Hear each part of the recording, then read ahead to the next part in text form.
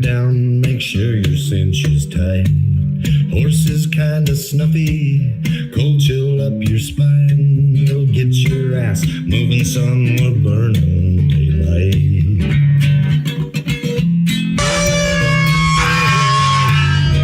Howdy there, I'm Matt McKinley and we're burning daylight.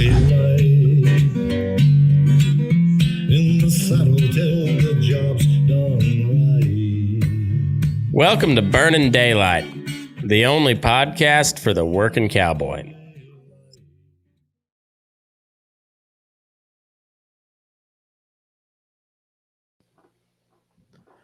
Well, howdy there, daylight burners. Happy Monday. Hope the weekend treated you all right. And, well, it's been busy. I don't know what else on that end. Yeah, we've just been busy. Man, fall works is... I think we're about there. I see light at the end of the tunnel, and we're getting there. But big news. I guess it was Friday when they announced it. Kyle Rittenhouse, not guilty on all counts. Good on you, kid. Good on you. That's the way it should have been. You know, I've been on the record multiple times, probably more times than I care to be, but saying that that kid had no business being there. And I've rethought that statement quite a bit. And even though my gut instinct tells me that, you know, that kid shouldn't have been there,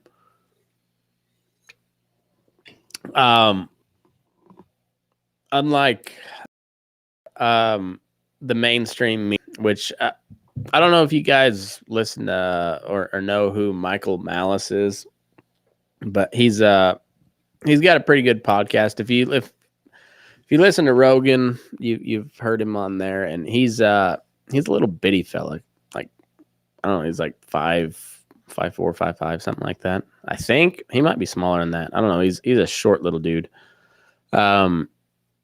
He's from he was born in the Soviet Union.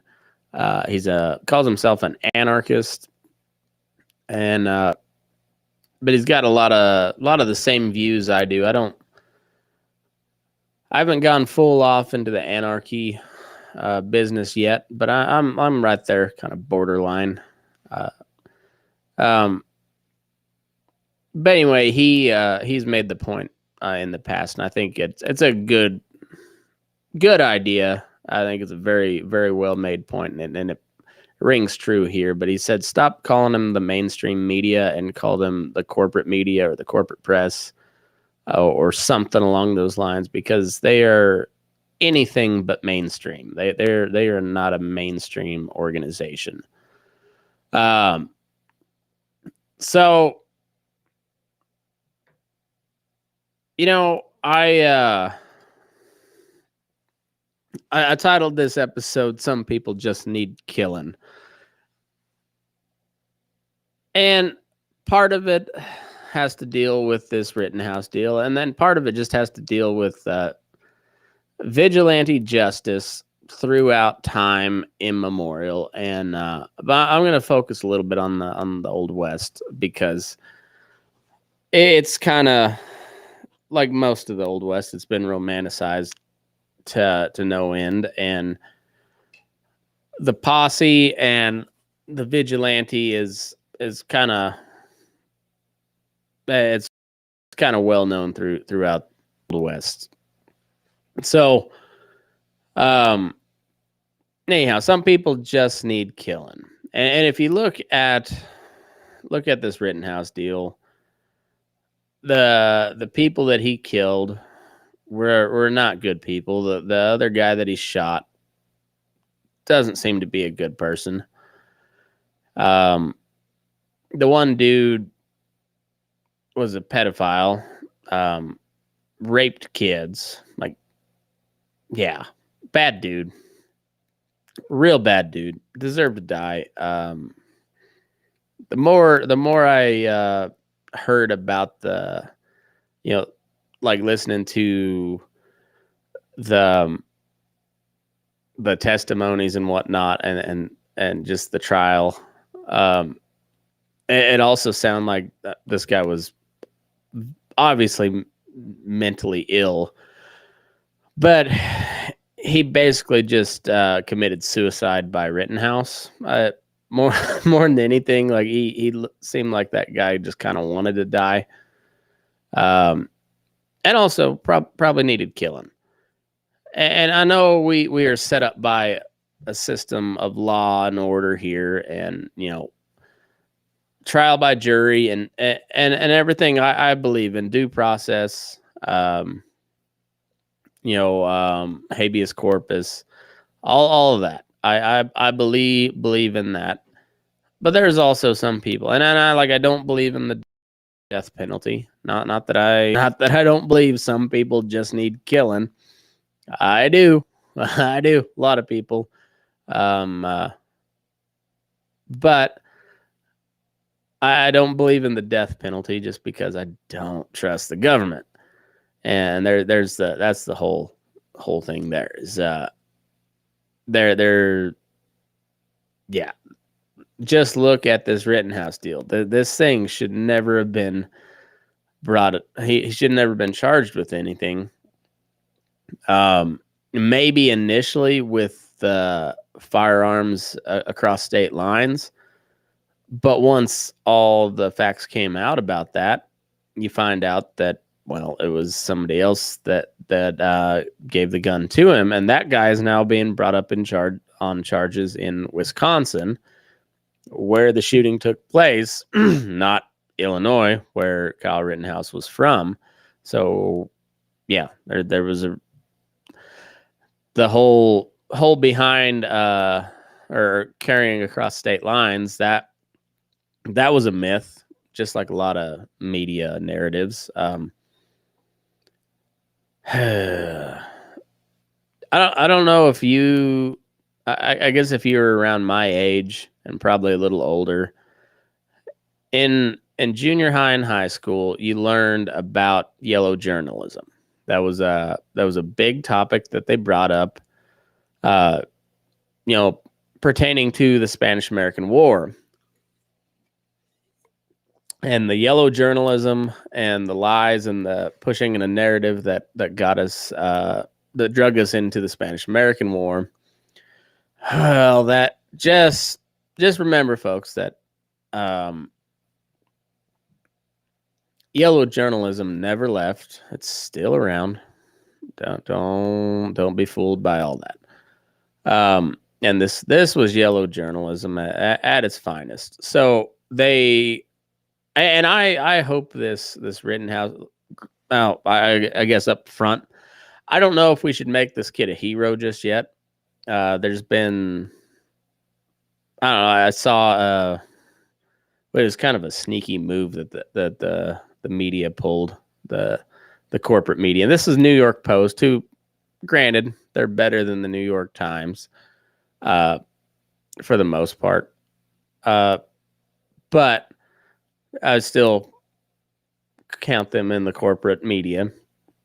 They had an article and a video to go along with it of what was alleged to be Rittenhouse in a fight. Well, more like jumping into a fight and sucker punching a girl. I don't know if it was him or not. I'm gonna guess not, because it was on the New York Post and it wasn't plastered all over CNN and MSNBC. So I'm guessing it wasn't him, but I don't know. However, there's, like, you just don't know. I don't know how good of a kid this guy is. I don't know. But when you look at how the law enforcement in that community just like was nowhere to be found, it's sad that that a 17-year-old and a bunch of other guys from within the community felt they had to take it upon themselves to protect businesses and clean up and all. And it was sad that they felt that they needed to carry firearms to protect themselves, which obviously they did. And so this has been called vigilante justice, and well, that once again, I know I've said it a million times, but I can't say it enough. If you're watching cable news, just stop. Stop watching cable news. Cable news is poison. I think it's important to read these like mainstream corporate media outlets. Like I still have I subscribe to the New York Times because it's a little harder to outright lie and maintain somewhat integrity in print. On the cable news type side of things, that like I said, they just don't watch that. It's not worth your time. I don't know where I was going with that, but oh yeah, they called him a white supremacist. It's amazing how many people don't know that the people that were shot were white. It's amazing because the way the media spun it made it look like he was some white supremacist dude just shooting a bunch of black people, a bunch of black protesters. But it wasn't the case at all. Everybody involved in this whole deal was white, except for the guy, the black guy that got shot that sparked the entire ordeal. Aside from that, the whole big hullabaloo was over 4 white guys, 3 that got shot and 1 that did the shooting. And the vigilante justice. The narrative is now it's just legal for white people to go hunting down black protesters, and I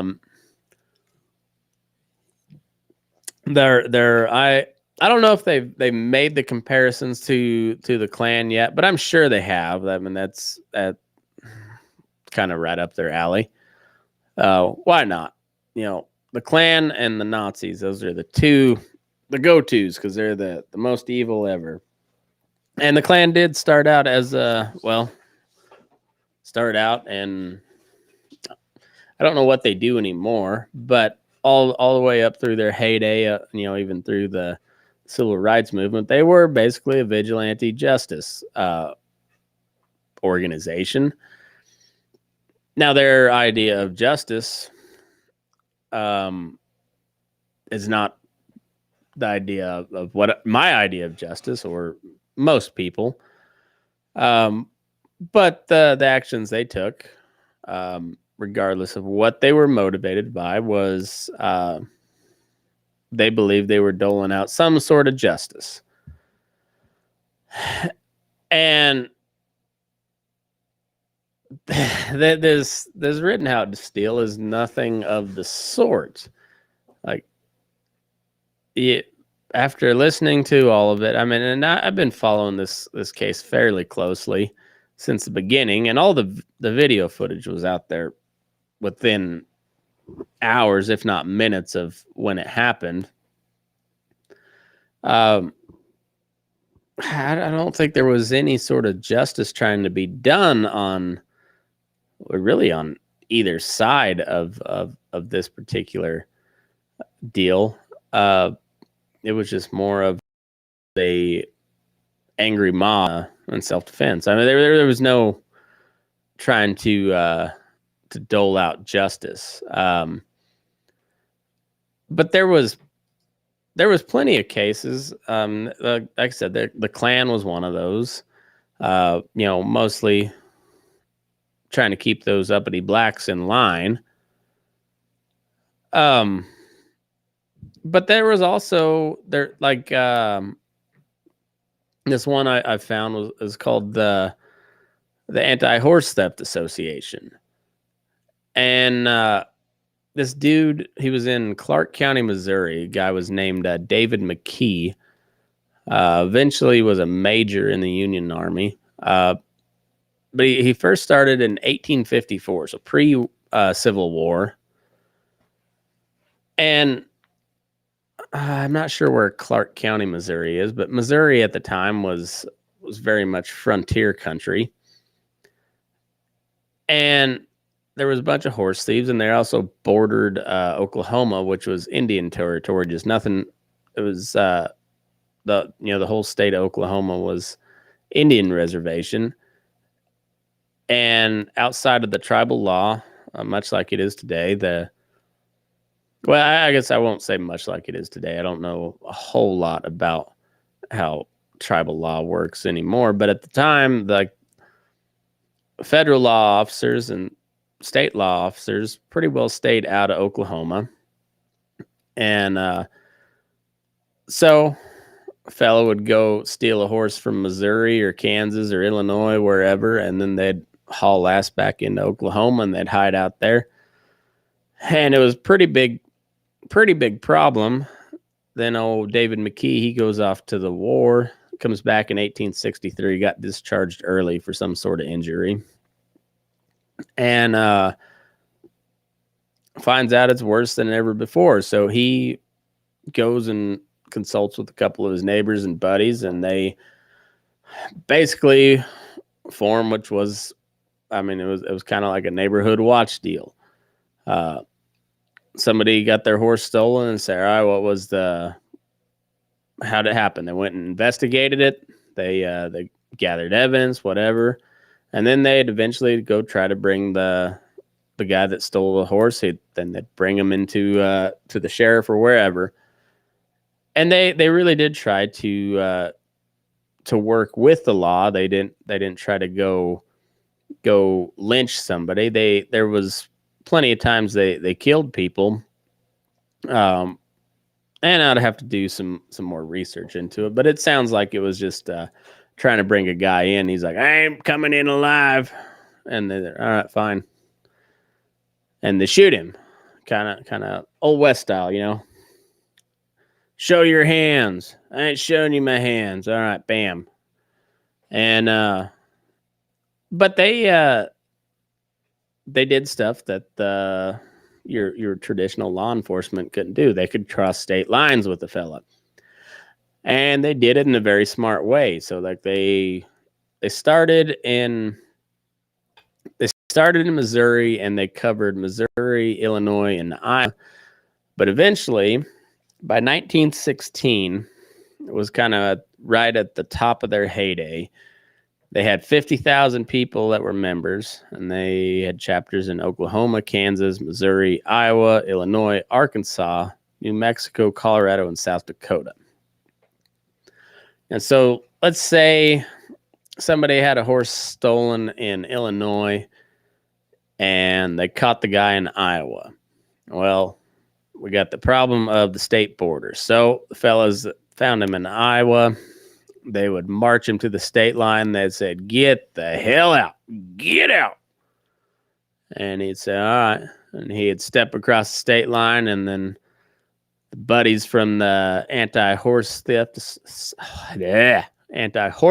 Association would grab him up, and they'd say, too bad, Charlie, we're taking you to town. And then they'd take him to court or whatever.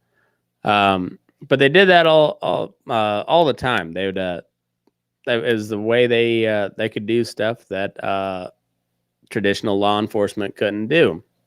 Free market at works, folks. Everybody wonders, like, who's going to have cops if you don't have taxes? Well, this particular organization, you signed up for 4 years, 4-year commitment, and you paid 10 cents a year. And then each chapter or whatever, they would elect a group of people. or they would select. I don't know if it was elected or selected. Let's see. Okay. So the first charter of the AHTA in Oklahoma Territory was granted on July 27th, 1894. The members had to be at least 18 years old and of good character and public standing. Individuals enlisted for 4 years and paid annual dues of 10 cents. Anti-Horse Theft Association gave them protection from thieves, but also required they assist other members in time of need. It was organized in 1895. The order was financed by an annual fee of 20 cents per month. So anyway, it was like a subscription service, but also it was also like a club too. If you paid your dues, you also had responsibilities that came along with it. So if you were on what they called the pursuing committees, which basically is the posse, somebody got their horse stolen, they would round up the pursuing committee, the posse, and they would go track this guy down. If you were on that posse and they came by and you couldn't make it, say it was right in the middle of harvest, and you had two of your kids were sick, and your other 7 weren't old enough yet. Well, all right, give us $5, pay a fine of $5, and you don't have to go. But if you did go, they paid all your expenses. And their motto was like, they didn't care if your horse cost $5 and it took them, or it cost them $100 to track down the guy that stole it. You might have saved how many other horses by tracking this guy down. So they didn't care what the cost was. They just wanted to bring somebody to justice. I don't know. They didn't say what the penalty was if you didn't pay the $5 and you didn't go. Imagine you were kicked out, and I don't know if they put you on a probationary period or if they never allowed you to join back up. I don't know. But 50,000 members, that's a pretty significant chunk of people, especially in 1916 and the states that it was in. I mean, Oklahoma, Kansas, Missouri. Missouri probably had quite a few people. Illinois, but then Iowa, I guess. But Arkansas, New Mexico, Colorado, South Dakota, probably not a whole lot of people. And between all those 50,000 members, that's a lot of people. There was another one. Where is this at? There's another one that didn't. It started out pretty decent. It was called the Bald Knobbers. I don't know where that name came from, but this was also Missouri. Missouri is kind of famous for it. I think I would imagine like West Virginia and Arkansas. Any place where they use the word holler pretty regularly. I bet you they were big on the vigilantes or the community police. Anyway, this one started out with Nathaniel Kinney. He was in Taney County, Missouri, so that'd be like Branson. This is 1883. This article says he found a deplorable state of affairs. Outlaws and renegades ruled, most of them holdovers from bushwhackers and guerrillas that rampaged through Missouri during the Civil War. Missouri was kind of a shit show during the Civil War. I don't think it's much different now. After the war, the lack of even minimal law enforcement afforded outlaws free rein. Clans elected and controlled the local sheriff, whose authority was to subpoena jury panels. If outlaws or their relatives didn't sit on the juries, they bribed those who did. As a result, although as many as 40 murders occurred in Taney County between 1865 and 1885. Not a single suspect was convicted. Nat Kinney feared no man, standing 6'6" and weighing in at more than 300 pounds. Little feller. After yet another murder on September 22nd, 1883, Kinney began to consider forming a law and order league patterned after other vigilante groups that were popular during the time. When a biased jury acquitted the murderer, Kinney called together 12 of the county leaders who met in secret, forming a committee to fight the lawlessness and elect officials who would enforce the law. The group became known as the Bald Knobbers. Though the Bald Knobbers began with good intentions, the violence displayed by the vigilante group eventually gained national attention. The organization grew rapidly, and by the time they met on April 5th, 1885, 200 people showed up at a meeting at Snaps Bald, hilltop south of Forsyth, Missouri. Kinney, an excellent speaker, was unanimously elected as their leader. Extracting a vow of secrecy from his followers, Kinney instructs them to recruit new members to carry out the goals of the group. This guy sounds like he might have been a cult leader. Let's see. I'll put this up on the screen for you.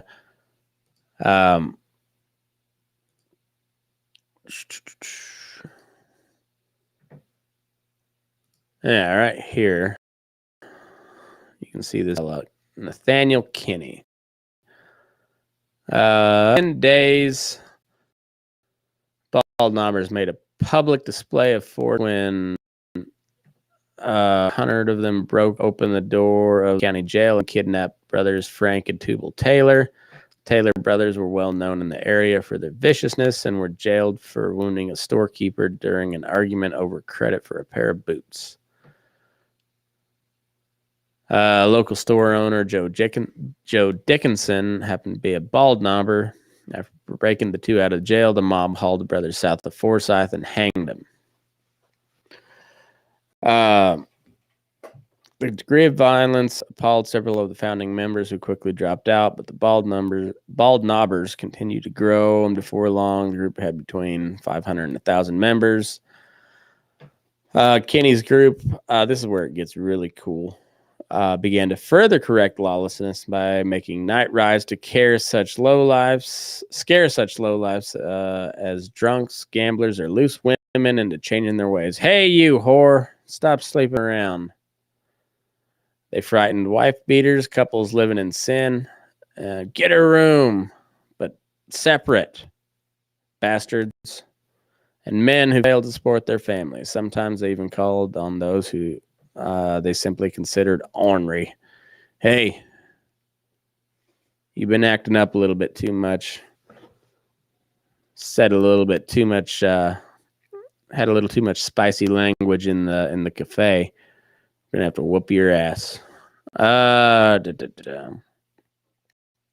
also would flog or brand suspected thieves. That's pretty cool. Arsonists and robbers. They would hang or beat a man to death for assault, disturbing the peace, or destroying property. Some bald knobbers began to use their menacing power for greed and selfish purposes as they went after men who owed them money or owned land they coveted. They settled feuds over fence slides and property deeds, whipped men for disrupting services in their churches, or for supporting the wrong candidate in the election. Doesn't sound at all like modern times. But, as it says, however, their harshest punishment was saved for those who talked against them. Some victims who resisted the bald knobbers disappeared. Several turned up in the woods, beaten to death. Those who lived to tell claimed that Kinney's followers killed more than 30 men and at least 4 women, but more realistic estimates put it between 15 and 18. Either way, that's a lot of people. There was also like the Ludlow Massacre, which was a bunch of striking miners. And the mine owners had the National Guard called in to put down this this strike, and they're just, well, look at Batman. Batman's probably the most famous or most popular of all the superhero comic book characters, and he's a man taking the law into his own hands. It's a tale old as time, and has nothing in common with Kyle Rittenhouse. Yeah, it's amazing. But let's see. There's a so this. I get a lot of my research from this site. It's called Legends of America, but there's vigilante groups there, and there's a link to all of these. So there's the Anti-Horse Theft Association. There's the Atchison County Protective Association, California Vigilantes, the Bald Knobbers, Committee of 101 in Skagway, Alaska. I don't know what that is, but we're going to find out. The Committee of 101 was a vigilante that operated in Skagway, Alaska in 1898. In 1897, Jefferson Soapy Smith arrived in Skagway, Alaska. Known in former mining camps throughout the American West as the king of frontier con men, Soapy's reputation for running his illegal rackets and taking over a town was well known. Having been run out of Denver, Colorado, Soapy saw opportunity in the Klondike Gold Rush and bringing his gang of rogues and thieves, set about to repeat the process in Skagway. Setting up shop in his new saloon, named Jeff Smith's Parlor, Soapy's cons began once again in earnest. His saloon became known as the Real City Hall, even though Skagway already had an official one. Some of Skagway citizens were not so impressed with Soapy, whose heavy drinking and black temper began to get completely out of hand. After about 9 months of domination and fleecing the town, a number of Skagway citizens had enough of the man, and a vigilante group who called themselves the Committee of 101 threatened to drive Smith and his gang out of town. However, Soapy retaliated by forming his own group. He called the Committee of 303 to intimidate the first group. These are the lamest gang names of all time. Good Lord. Apparently there wasn't enough daylight in Alaska to think up a good name. Soapy alleged that his group had more than 300 members, hoping to force the vigilantes into submission, and it worked. However, when Soapy's gang took some $2,600 in gold from a Klondike miner in an illegal 3-card Monte game, the vigilantes reemerged and demanded that Soapy give him back his gold. Soapy, of course, refused, claiming that the miner had lost the gold fairly in a sporting game. The next night, on July 8th, 1898, the vigilantes organized a meeting in Juneau, Alaska. Hearing of the meeting, Soapy decided to attend himself, arriving with a Winchester rifle draped over his shoulder. When he was barred from entering, he argued with one of the 4 guards, a man named Frank Reed, who was blocking his way. Before long, a gunfight erupted, and when the smoke cleared, both men lay dead. Huh. That's pretty anticlimactic. All right. Moving on to the next one. With Dodge City Vigilantes, the Fierce Missouri Bald Knobber, same one. Missouri Slicker Wars, Montana Vigilantes, San Francisco Vigilantes, Shelby County, Texas Regulators, Stewart Stranglers. Let's see what that one is. Stewart Stranglers of Montana. All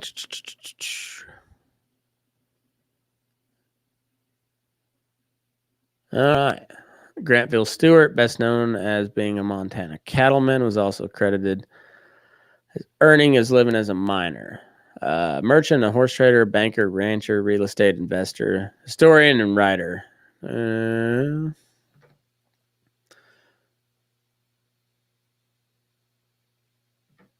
Determining that the leaders of these wrestling gangs were a number of hard cases, Stewart soon gathered up 14 fighting men to go up after the outlaws and stop the thievery.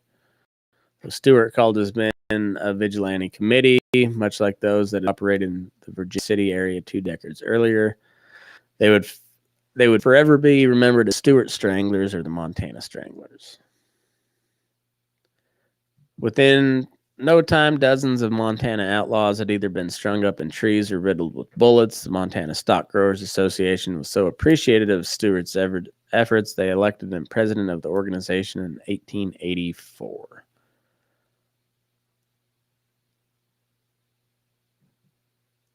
That was also anticlimactic, but I guess then we got Texas Vigilantes, the Tin Hat Brigade, Vigilantes and Badmen of Arizona. See what the Tin Hat Brigade is. Maybe that'll be a little more interesting.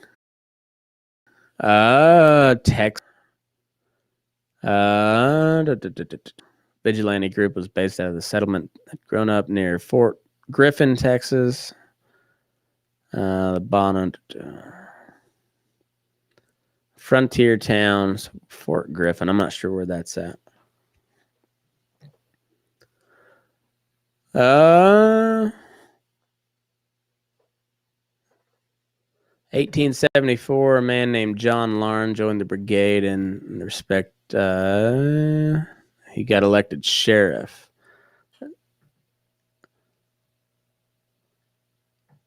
Okay, so this law and order were much needed in the wild woodland community. In fact, it became so bad in 1874, the lawlessness required the military to declare martial law on the town as the Fort Griffin soldiers tried to run many of the lawbreakers out of town for good. A bunch of other guys said this wasn't good enough, and so they started hanging horse thieves. And then and they called themselves the Tin Hat Brigade. They caught a man in the act of stealing a horse and promptly hanged him to a pecan tree, leaving his body hanging there for all to see. They also left a pick and a shovel below his gruesome remains for anyone who might have wished to remove the thief and bury him. For the next 3 months, Fort Griffin vigilante shot 2 more horse thieves and hanged 6 others. In the meantime, Larn hired John Henry Selman to work for him, but the two were not what they appeared to be. Instead of controlling the area of crime, they controlled the vigilantes, rustling cattle and otherwise terrorizing the county. After serving less than a year as sheriff, Larn resigned and moved on to outright cattle rustling. Within a year, a warrant had been issued for Lamb's arrest in the new. Yeah, so that doesn't sound like so much like a vigilante as it was. I guess it started as a vigilante, and then it's kind of how a lot of those groups turn out. They start out doing good, and then the power corrupts, like always. And I don't know, it's just a tale old as time. But I just, if you look at any of these cases versus what happened in Kenosha, I don't see the same thing. It's comparing apples to oranges. But it's I can see where they draw similarities, but I don't know. I don't see it as the same thing. But every time you read about some case of this vigilante justice, there's always the part where law is not being upheld or justice is not being served, and it always starts there. And sometimes they end up doing a lot of good where I never did find much of anything negative about the Anti-Horse Theft Association. I'm sure there was shady dealings going on. I'm like this last one, the Tin Hat Brigade. the Montana Stock Growers Association. I don't know about Montana in particular, but the Wyoming Stock Growers Association was initially started to snuff out all these what they called free grazers, or the homesteaders. It was basically a good old boys club of the big ranchers trying to keep the little guys out. So it's hard to say that, but it always starts with like a lack of, or a breakdown in law and order, and your average citizen feels like they have to take the matters into their own hands, and that was, I guess that was the case in Kenosha, where they felt like they had to go protect their own businesses. And I don't know. Long story short, good on you, kid. I'm glad he was found not guilty. I hope he sues the shit out of a bunch of these media outlets and wins a bunch of money, and then I hope he goes away. I don't really want to hear much else from him, but that's just me. No, it was a big win for the Second Amendment, though. I've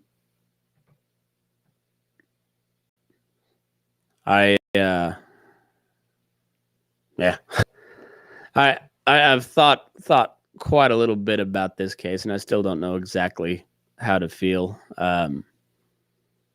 Other than I'm glad that he's innocent. That whole situation is sad, weird, and I don't know. I don't know quite what to think about all of it, but good Rittenhouse. Glad they didn't send him to jail for life. But anyhow, we'll be back on Wednesday with Fence Post Politics, and don't count on much towards the end of the week. Hope you guys have a happy Thanksgiving, and move your ass. We're burning daylight.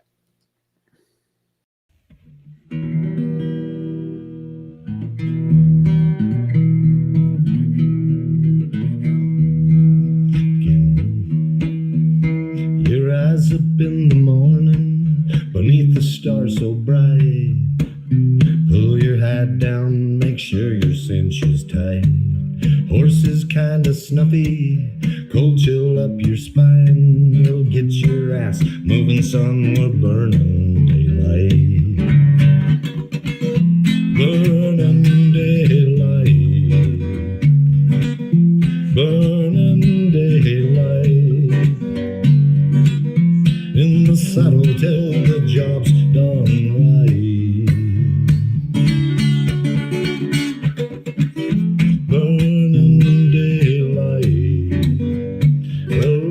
Just a gather, and you won't catch 'em all. But when you ride through the gate, make sure you sit up tall. I can see the horizon, it's looking pretty bright. Well, get your ass moving, son, we're burning daylight. Burning daylight. Burning daylight. In the saddle till the job's done right.